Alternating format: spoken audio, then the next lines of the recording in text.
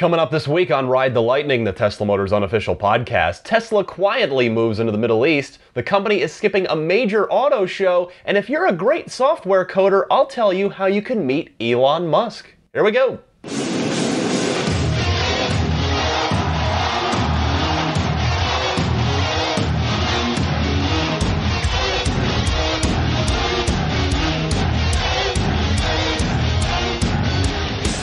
Greetings and salutations. Welcome to episode 19 of Ride the Lightning, the Tesla Motors unofficial podcast. My name is a somewhat ill Ryan McCaffrey. I've got the flu or something terrible today, so if I sound awful, I do apologize. I know last week I had a little bit of a cold going on. It has morphed into something far worse today, unfortunately, and my microphone is still not back from repair, but it sounded like this, the replacement, the stitched together replacement I've got here is working out all right. But in any case, hope you're having a better day than I am. I trust you are. Not too much going on in the world of Tesla this week. I wanted to start off by talking about just a fun little story.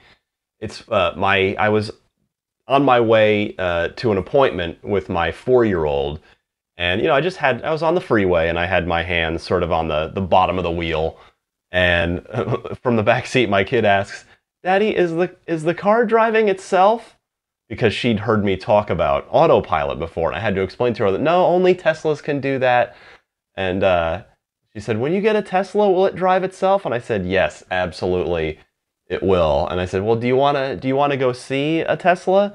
And she said, "Yeah." So on the way back from the appointment, we went and stopped at we passed by. It's the Burlingame Tesla store here in the San Francisco Bay Area, and it's funny. We went in, and she was fascinated by it. Actually, I have to give her credit. Like, she knows, she's asked a lot of questions. She knows there's no engine. She knows it's battery. She knows it plugs in. Like later that day, we got home, and I said somehow charging came up, and I asked her, "Do you know where the Tesla plugs in?" And when we were standing outside of the car, and she went over to the side of the taillight and pointed to the right spot, so I was proud of her for that. But yeah, we went into the Burlingame Tesla store. The folks there are very nice, and said, "Oh, anything we can help you with?" Now just showing my kid the car, but she wanted to sit in the demo car, and it's odd. The car they had in the store as the showroom car was exactly, like, down to the option what I would want. It was a multi-coat red P90D, not Ludicrous. There's no way I'd ever be able to afford Ludicrous, but I can't afford any Tesla. Who am I kidding? But it was a P90D insane mode with 21-inch dark gray turbine wheels, black next-gen seats, carbon fiber trim, black headliners, panoramic roof, the whole 9 yards. And I thought it was just kind of funny. Like, they've got exactly can I just drive out of here with this? But it was cool. I've seen a lot of stories on the Tesla Motors Club forum too. Kids do seem to be very fascinated by Teslas. I'm not quite sure what it is. If they sort of inherently recognize the gadgetry of it, they just like the big screen, or if they are aware enough to know that most cars make noise and have engines and exhaust, and the Tesla's cool because there's none of that. So that was just a fun Tesla moment with my 4-year-old daughter. And then even on the way out, there was a family who had just finished talking to a salesman. They were interested in a car. They were thinking, "Oh, should we get the 70? Should we get the 85? And so I asked them on the way out. I said, "Oh, I've spent a lot of time with these cars. I've reviewed them a couple times, lived with them. My cousin has one. Did you have any questions that the salesman didn't answer?" And it was nice. It was nice to play salesman for a minute and talk to them. But I hope that family chose well and hopefully they'll decide to get a Tesla. That'll be the right car for them. But pardon me. So there's the sick kicking in. Ugh. In any case, let's move to the Ride the Lightning hotline, which I remind you can dial toll free anytime at 1-888-989-8752. That spells out TSLA on your touch tone. 1-888-989-TSLA. And our call this week is a good one from Ray in Wichita, Kansas. Ray, go ahead. Ryan, Ray from Wichita, Kansas. I just wanted to let you know, one, I appreciate your show. It's been interesting to listen to, and looking forward to your future episodes. One of the things that I'm having trouble with, because I'm really interested in getting Model S, is that it seems like a vehicle that's high in technology, and technology advances so quickly. More concerned about turning $100,000 into $50,000 over a two-year time frame. That the car might devalue more as they release better packaging, better offers. So I've kind of been looking, and one of the things that kind of bothers me too is when you look at used ones, you'll find them around the Oklahoma City, Texas area where somebody may have only put under 3,000 miles on it, and they're already selling them. Just curious about your thoughts on one of devaluing of that car as they bring out better range on those. What your thoughts are? Thank you. Bye. Great call, Ray, and I think I can help you. Thank you for the call. First, you're right to be a bit concerned. I mean, Tesla is moving very quickly. I've talked a lot about that on this podcast, and ultimately it's for the better, but it is something new for the auto industry, and it can be especially difficult to deal with for customers when they're spending $100,000 on a car, as you point out. Understandably so. But remember, Elon Musk put a guarantee on the value of the cars, about 2 years ago? He put his money where his mouth is, guaranteeing that it would be worth at least as much as the equivalent Mercedes S-Class in resale over the same amount of years. Second, you have to remember that, unlike literally any other car you'd buy, your Model S would get at least somewhat better over the time you owned it because of the over-the-air firmware updates. As my dog takes a drink. Supercharger integration into the nav system, for instance. Guiding lines on the backup camera, and even better acceleration have all been added to the cars by free over-the-air updates. So that's some positives to focus on.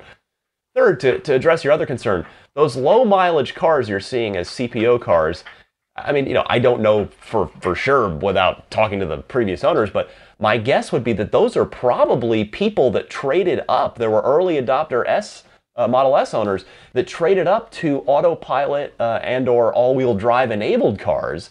And the reason I am putting that theory out there is because I've seen a lot of that on the Tesla Motors Club forum. A lot of the early adopters have actually gone ahead and upgraded their cars.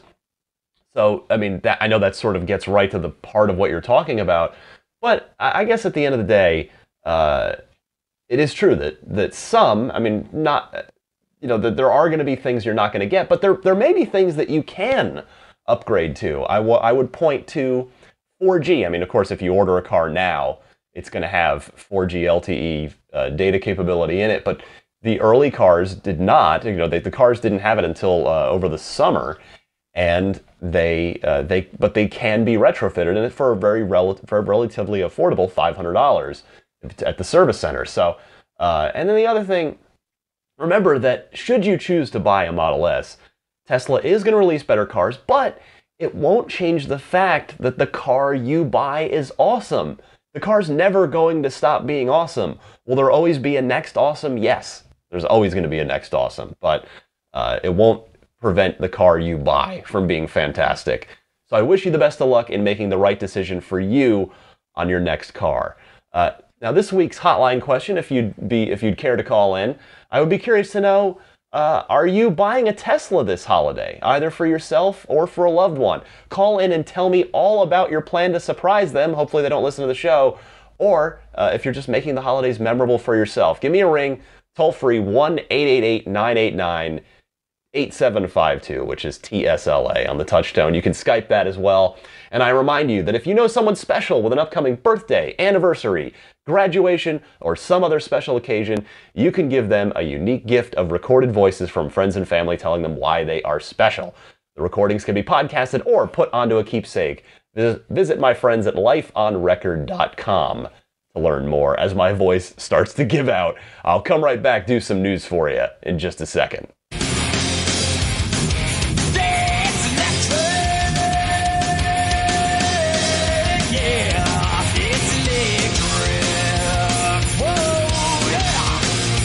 It is a very slow news week this week. We'll see how things go news-wise heading into the holidays. And my being under the weather here is reminding me. I don't know if any of you are fellow asthma sufferers out there, but for some reason the thought just popped into my head as I'm got Tesla on the brain doing the podcast here. If I had, like, I wish I were just huddled inside a Model X right now with the bioweapon defense mode, because I feel like, when my asthma tends to kick in when I get sick. And, I have to hit the inhalers and hit the, nebulizer. I don't know if any of you are out there have to suffer this same fate, but I wish I could just crawl into a Model X and trigger and activate bioweapon defense mode and breathe in, like, ultra clean air. I wonder if that would help right now. Anyway, we're into December. Still no word on signature reservation deliveries of Model X, so that continues to be a tough wait for a lot of folks and for just the general public as well. But in better news, Tesla has very quietly gotten some cars out into, of all places, the Middle East, home of oil barons and oil money. No retail locations or service centers as of yet, but as photographed by electrek.co, there is a chain of gas stations, in an ultimate irony, that has installed superchargers at 3 different locations in Jordan.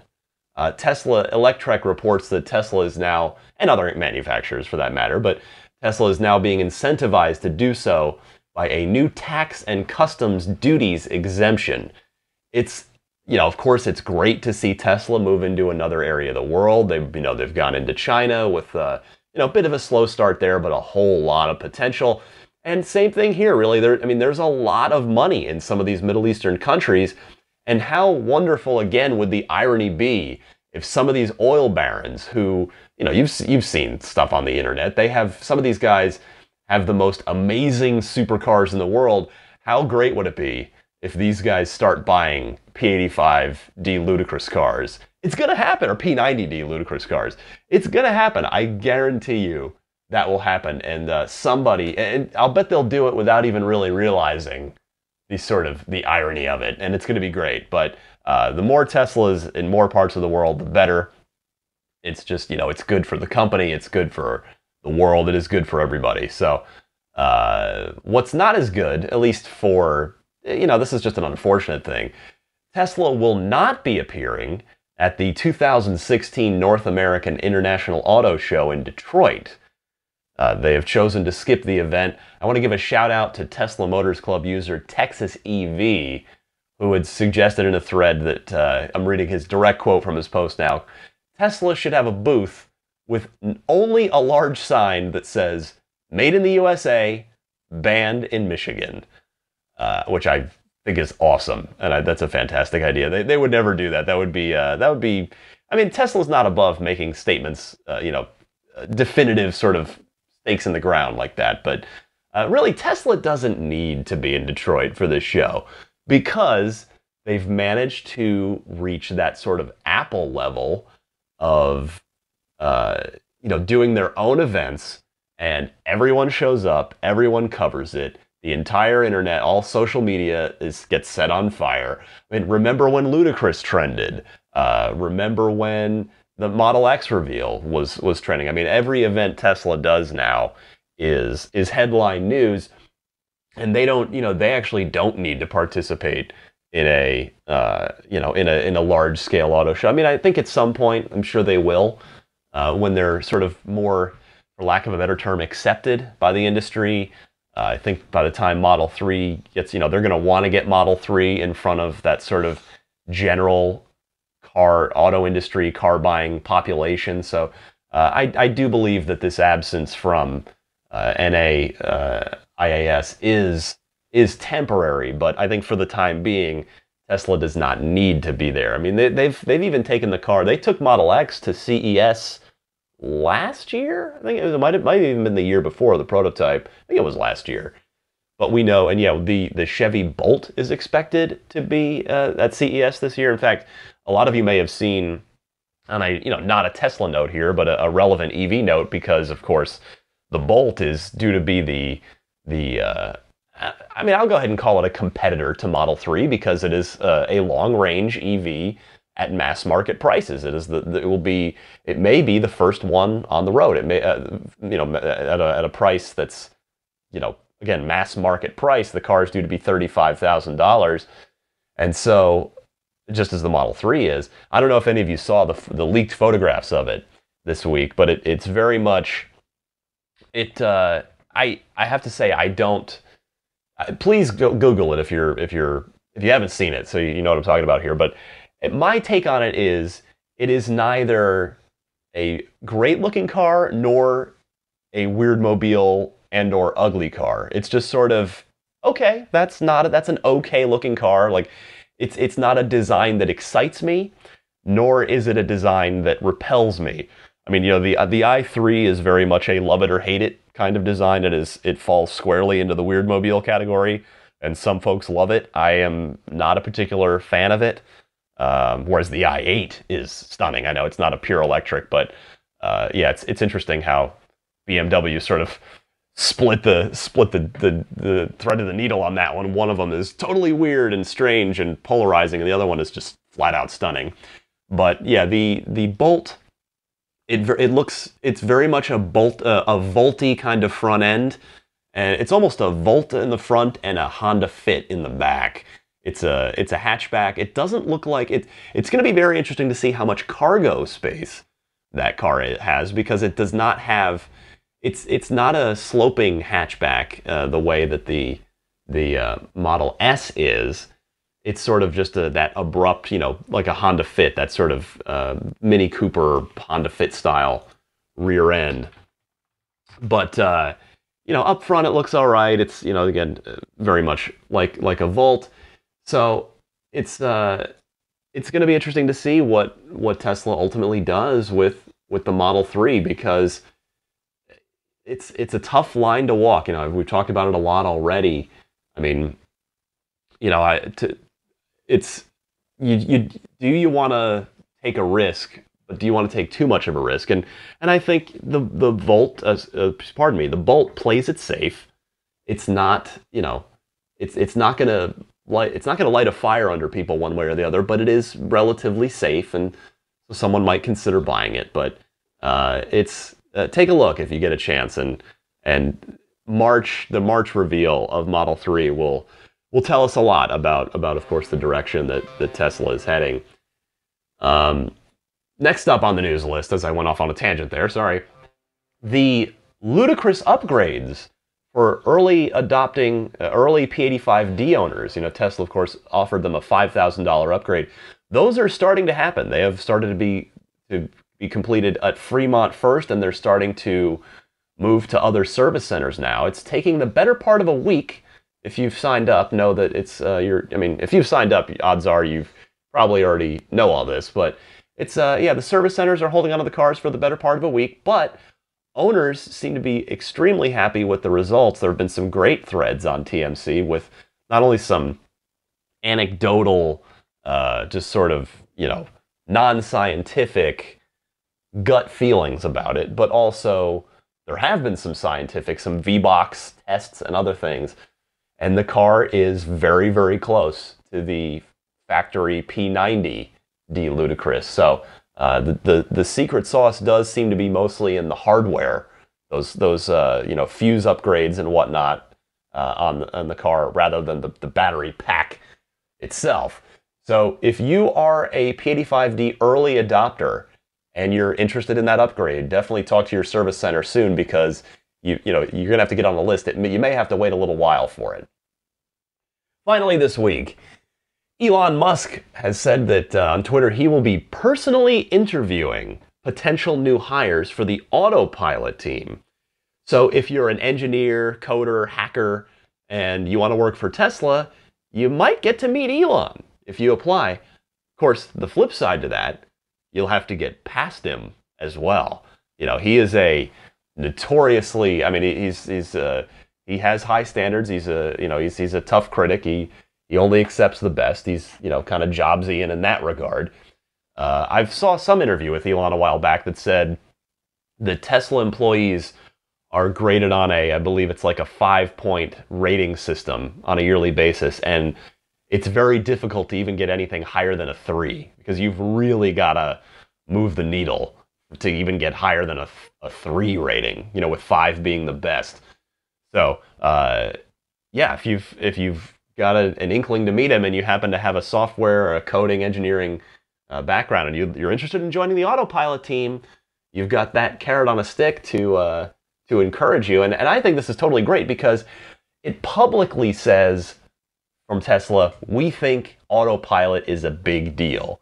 And this is also going to help lure the top talent because a sit down with Elon is not only appealing to, of course, to anyone, but especially someone who's interested in working for Tesla, but it also means the company will probably, if you're interviewing with Elon, odds are you're up for a position that's probably going to pay top dollar to the best candidates. So get your applications in and report back. Give a call in if you get a chance to sit down and get interviewed by Elon for a job.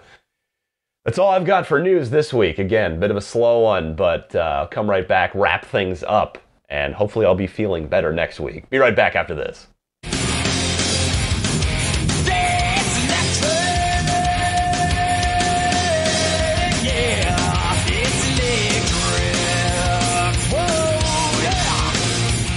All right, I remind you that you can follow me on Twitter at DMC_Ryan. You can email me at teslapodcast@gmail.com. If you're a video gamer, check out my day job, IGN.com. We're covering all the big holiday games there. Entertainment stuff, Star Wars is huge. We're doing all kinds of Star Wars stuff in the run-up to Force Awakens. Nerdstyles.com, that's my little side project website. It's video game and geek-inspired t-shirts. With the holidays upon us, hey, why not pick one up? Help add to my Tesla fund. I would very much appreciate it. Nerdstyles.com there.